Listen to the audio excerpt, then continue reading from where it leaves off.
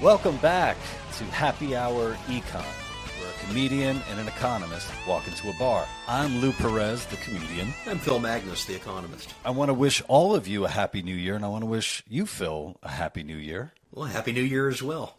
When do we stop wishing each other a Happy New Year? Is there a day on the calendar where it's like, okay, we're not doing this anymore? Yeah, I'm hoping it's by the end of January, although it might technically just reset again in 2027 and 2028. Keeps going. I hope you had a nice start to the new year. I had a really nice start. I have 2 kids, a 5-year-old and a 4-year-old, and it's been really cold where I live. We've hit 20 degrees some nights with the wind chill. You just don't want to be outside.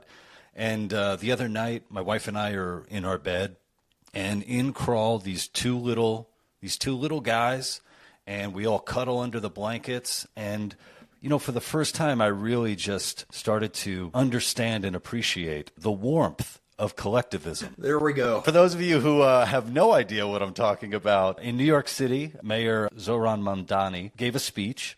We will replace the frigidity of rugged individualism with the warmth of collectivism.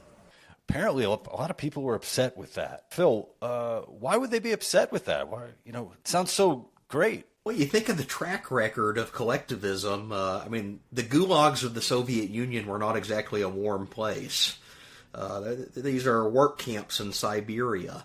I think another thing that came out after that speech was made, that line where he's talking about, replace rugged individualism with the warmth of collectivism. I saw several memes going around. They're pictures of North and South Korea from the satellite. And South Korea, of course, is vibrant, has electricity, lights everywhere. North Korea, this perfectly collectivist state, has like one light over Pyongyang, which is like Kim Jong-un's palace, and the whole rest of the country is plunged into darkness. So not exactly a warm place. Yeah, there's something about even the words that are used, the frigidity of rugged individualism. I'm not a speechwriter, but obviously there was a lot of thought that went into this. This frigidity, this coldness, as opposed to the warmth of collectivism. And it seems like a lot of the language around collectivism, at least now, it seems like people are kind of wanting to be children, or want to be treated like not adults. Babied by the state. And this really comes to the core of Marxist ideology. Karl Marx himself rejects individualism throughout his writings, and really offers a vision of a collective society where a person's interests are defined by their membership in a group or a class. So classical Marxism is class theory. And the notion here is that we can use the supposed scientific study of class interest to discern the will and the purposes of that particular class. The proletariats are defined by their membership in that class, not by their individual interests. And this translates over into supposedly democratic theory, although I'd argue that this is an abuse of language because there's nothing democratic about it, the way that they apply it. But the notion, when you hear a Marxist or a socialist talking about working on behalf of democracy, what they're really saying is we, the socialist elites, have divined the interest of you, a member of a class, collectively, and we're going to be acting on behalf of that class and doing things to coddle it and supposedly take care of it. But it's really just an exercise in power. It's not you individually voting on what you want society to look like. It's us purporting to act on behalf of your class interest. And I can't help but notice that all the people who were pushing for collectivism are people I don't want to have anything to do with. Right. Well, they're usually people that don't really have much in the way of accomplishment in their own life. People that spent careers as college students, then graduate students, and some went on to become like poetry professors, things like that, but never really did anything in the private sector. They're professional activists. And again, this is something that has been the case since Karl Marx himself. The guy was like the classical couch surfer from history. Never really held a job, but had a lot of opinions about how other people should live their lives. And he viewed himself as the supposed intellectual superior that was going to tell us all how we were going to live our lives. And it seems like something that's so anti-New York City. I mean, there's the idea, New York, if you can make it here, you can make it anywhere. Right, financial capital of the world. Yeah, where people come from all over the place. It's the most diverse place on the planet. I'm from Queens, New York originally, which literally has, everybody from every single walk of life. And you have all these people coming with this idea of the American dream, where you get to be an individual, you get to pursue your dreams, you get to work towards your own goals. So it just seems so alien to even be having this conversation, or to hear, the mayor of my former city, talking like this. Yeah, it's a strange turn in American politics, because the socialist tradition has never really been rooted here in the United States. We've always seen this as something kind of foreign. It was Moscow, as the Soviet Union. And America had always been historically associated with capitalism as the free market, the free enterprise system. So when you look at the demands of collectivists, it seems like they want every single thing to be provided for them, whether it's housing, transport, basic income. I think the only thing that seems to be missing is the blankie. Yeah. Or maybe that's on the next docket. Well, the old Marxist line, it's to each according to his needs, from each according to his ability. Effectively, in the Marxist society, the government becomes something like a paternalistic entity, but it's also a really bad parent. It's an abusive parent that beats its children.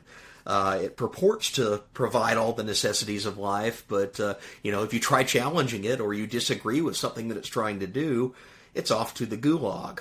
Or you are suddenly a target of a roving band of Marxist goons, as we're seeing in Venezuela right now. This is just the history of this type of thinking. It's deeply rooted in an iron fist of violence, backing up what presents itself as like this paternalistic, caretaking society. I do find it weird that a lot of the, supporters of collectivism always kind of preaching against this idea of assimilation, or assimilation into, American culture. But it's like, but wait a minute, if you want to collectivize, then obviously there has to be some assimilation into that, whatever the hell you think that is. Well, they detest aspects of American culture because they see it as irreparably bourgeois. They see it as exploitative. It's out of the classical liberal individualist tradition that was deeply intertwined with the American founding, but also intertwined with the American economy. And they see this as like ill-gotten wealth, and they're there to collectively fix it. But again, it's this whole mindset, the notion that the collective exists, but the individual members of it don't really understand or know their place in the collective. They need the Marxist intellectual to tell them that. In fact, they go deep into some of these theories. They assert that Americans that are just perfectly happy with their lives, living under a free and prosperous capitalist society, have been lured into a false consciousness by abundance and material wealth, and therefore they don't really know their own interests. They don't know their place in the class-based society, and therefore you need Marxists to come along and tell them that, and maybe even impose it at gunpoint. One of the speakers was famed, politician Bernie Sanders, right. who, was talking about city-sponsored grocery stores. Good nutrition keeps us healthy, helps prevent chronic illnesses. In the long run, city-sponsored grocery stores will save society money. What does that say to, other business owners out there if you are then going to have to compete with a state-owned business?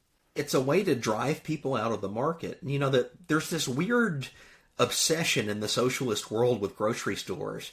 And you think about it, when they take visitors to Kim Jong-un's North Korea, what does he always do? He parades through this manufactured grocery store that's supposed to show the abundance of North Korean society, and meanwhile, a block over, people are starving in the streets and eating sawdust and stuff.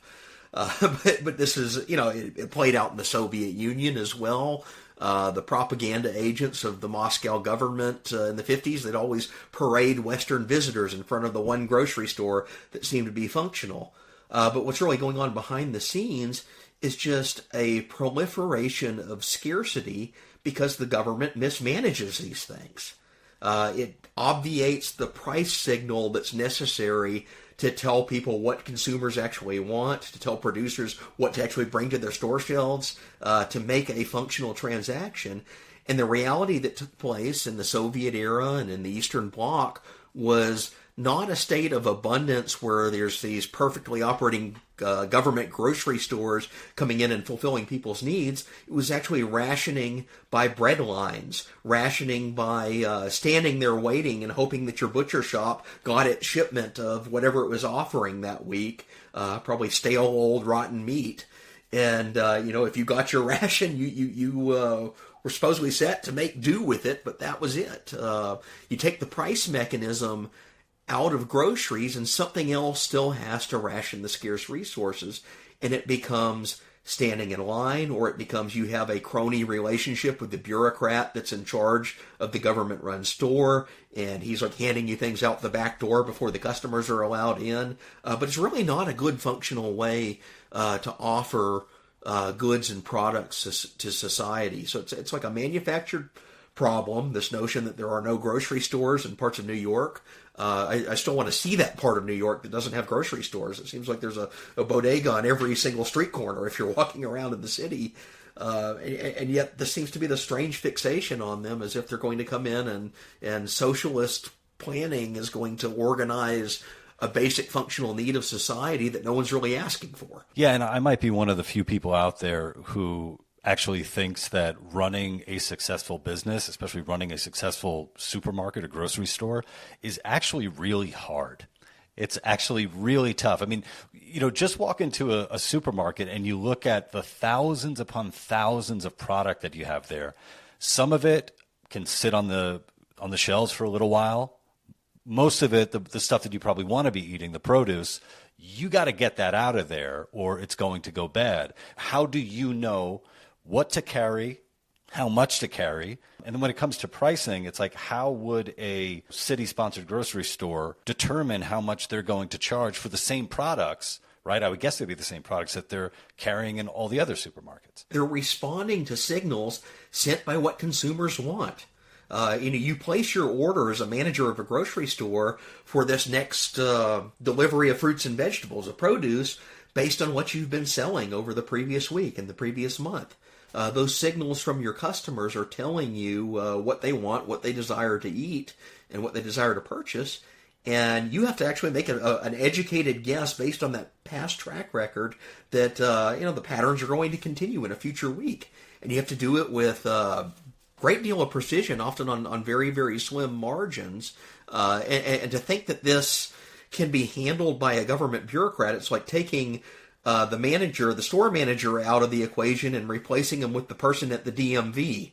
It just isn't a practical solution to that type of a problem. To hand this over to a government bureaucracy, you're just making a recipe for a dysfunctional store that doesn't really meet the needs of consumers. And I also wonder, sort of how it changes the behavior of shoppers. For example, if I have a city-run, government store on the corner, and I'm like, man, they sell their raspberries for a lot cheaper. Can I go and buy all the raspberries? And then kind of I don't know, what's the street value of these raspberries going to be, If you're lucky enough to arrive in line when the raspberry shipment has gotten there, then you can get all the raspberries at the cheaper price. But what does that mean for the next person in line after you? There's no more raspberries left. And this is the basic lesson we've always seen in history when there's socialization of grocery stores. The price mechanism breaks down as a means to ration the goods that are on the shelves. What takes its place is standing in line, being the first person there when you know the shipment's going to arrive, or maybe the backdoor payment to the director of the grocery store, the bureaucrat that's running the place. Because, scarce goods are still scarce, and if they are intentionally suppressed in their price by some government edict, they're still going to be rationed in some sort of mechanism other than price, and usually that's waiting in line. And in recent years, something that has, basically become what otherwise would have been a crime is basically being kind of like a slap on the wrist, or I don't know, maybe it's not even a slap on the wrist. You get a little rub on the wrist, and that's shoplifting. So I do wonder, in a city, that's kind of turned a blind eye to a lot of shoplifting. I mean, how do you handle someone who's shoplifting at the government store? That's exactly it. It's just creating a whole host of problems that are not anticipated by the socialist worldview. This idea that we can easily centrally plan everything without foreseeing common everyday problems that emerge that the private sector has already taken care of. If you're a private grocery store, you hire a security guard. You take measures to control shoplifting on your shelf.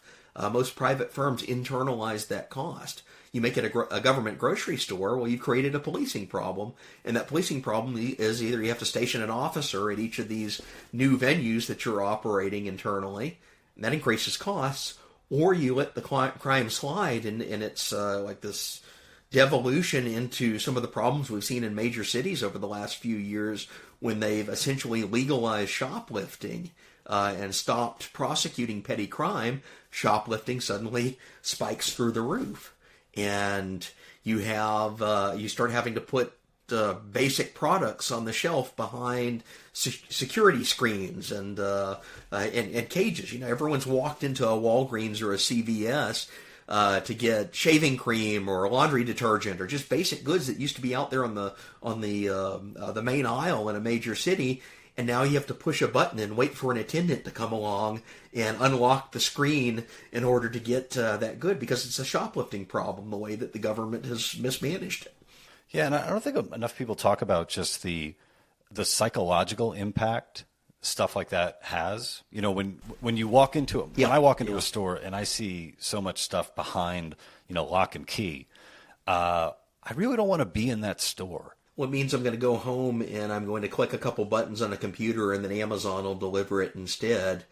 And then the store loses its customer base and leaves the city. I've seen quite a few people say, like, somehow it's greed or, malfeasance or malice or something on the part of the corporation that they're doing this. How dare Walgreens try to preserve its product from theft?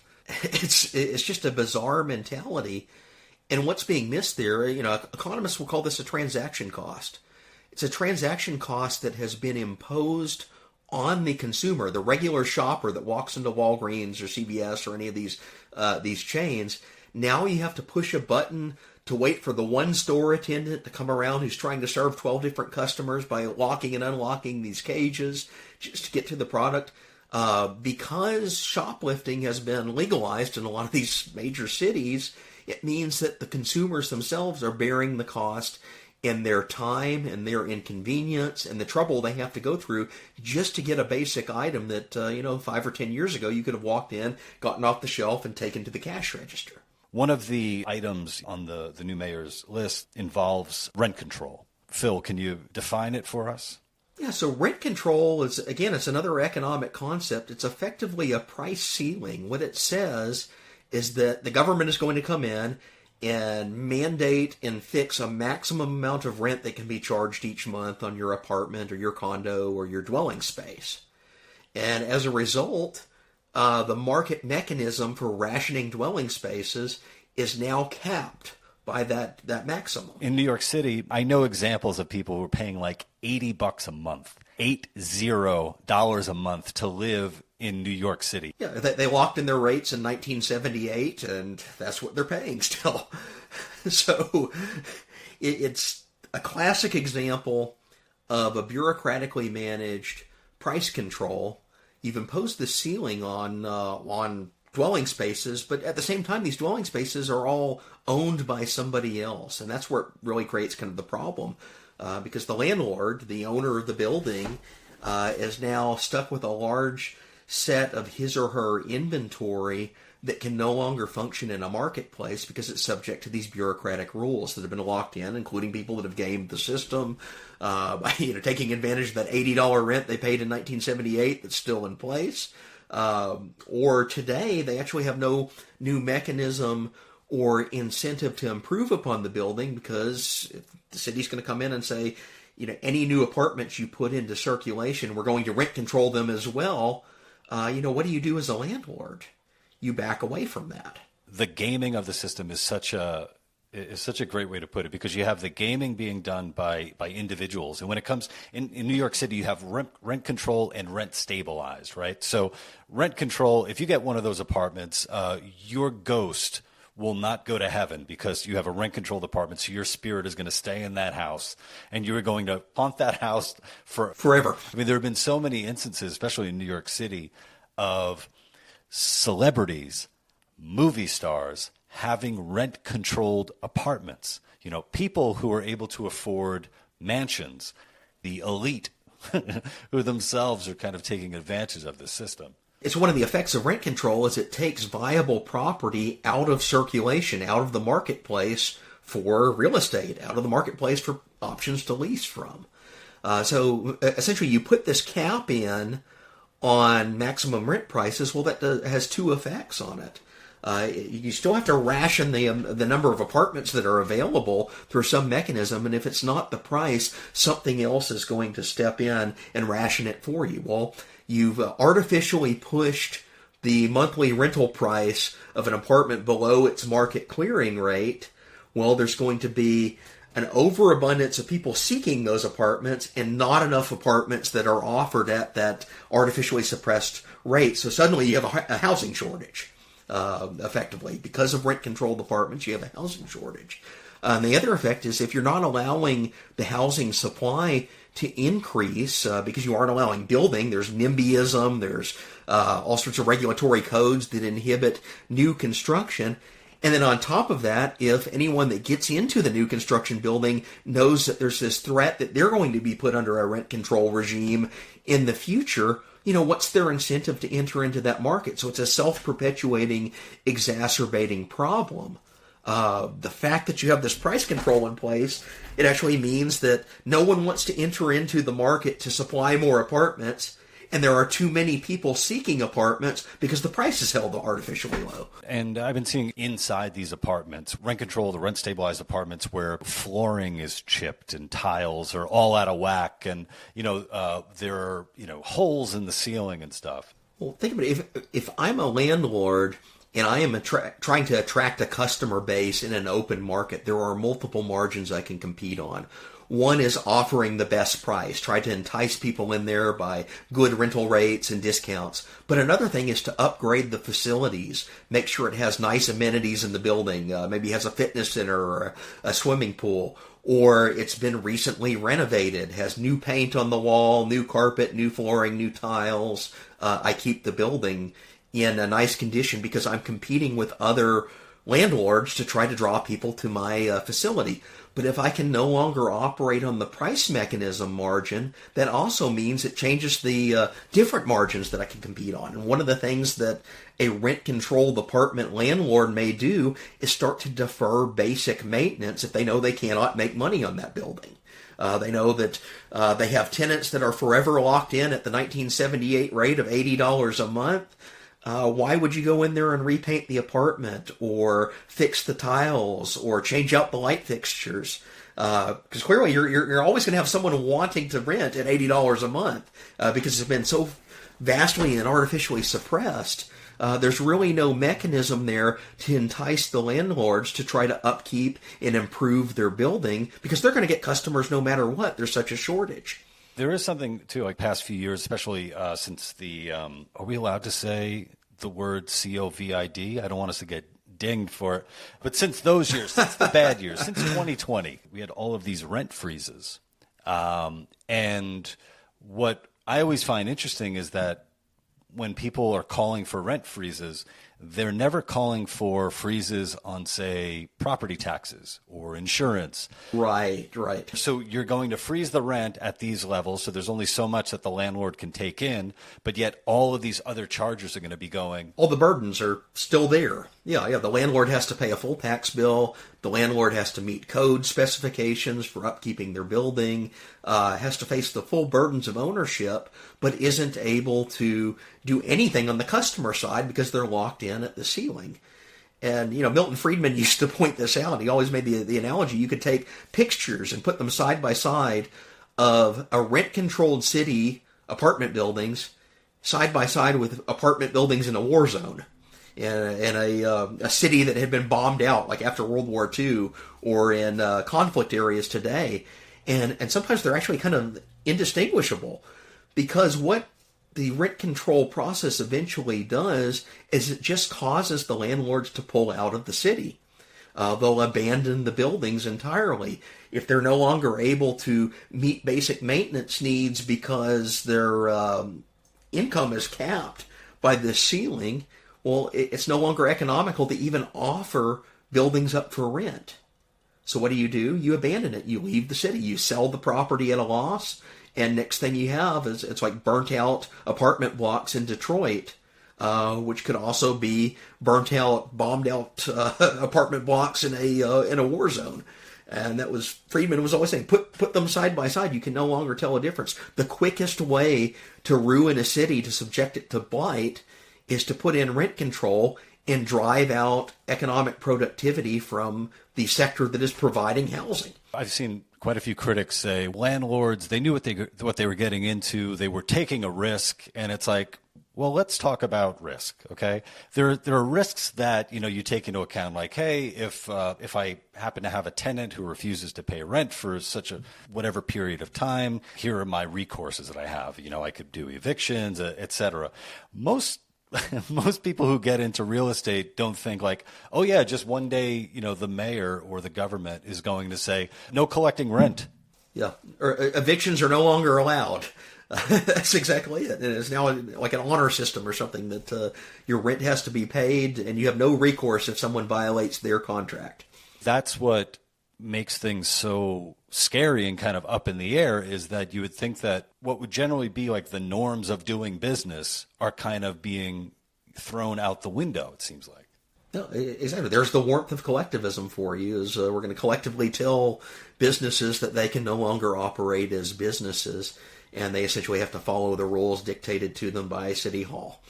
New York City has a new tenant director, and she has quite a history of tweets that have all been smartly erased, or at least she deleted her account, but people have the screenshots. And there was a tweet that I came across that I was really just kind of amazed by just how honest she was being, and it has to do with rent control, in which she said, quote, "Pass really strong rent control is a more effective way to shrink the value of real estate than reducing rezoning applications, which have a mixed result vis-a-vis property values." And I was like, wow, back in December of 2021, this person who is now in the government is really saying what so many people have been saying, like, yeah, rent control hurts the value of your property. Yeah, it's intentional destruction. And here's one of the things that's like a rare moment of honesty from the Marxist contingent.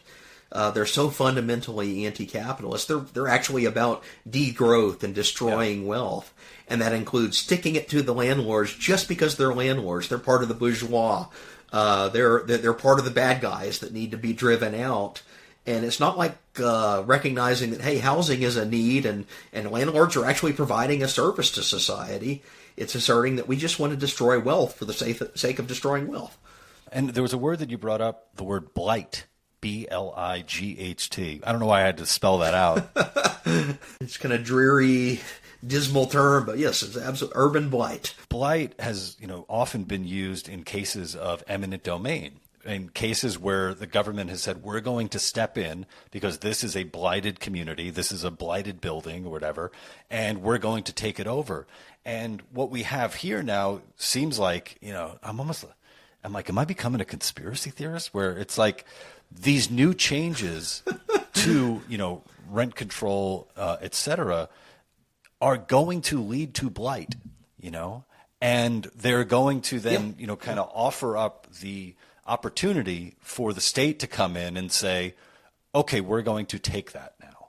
This is the maddening thing of it all, is because we've seen this happen to other cities before. We've seen elements of it in New York City before in the 1970s and 1980s.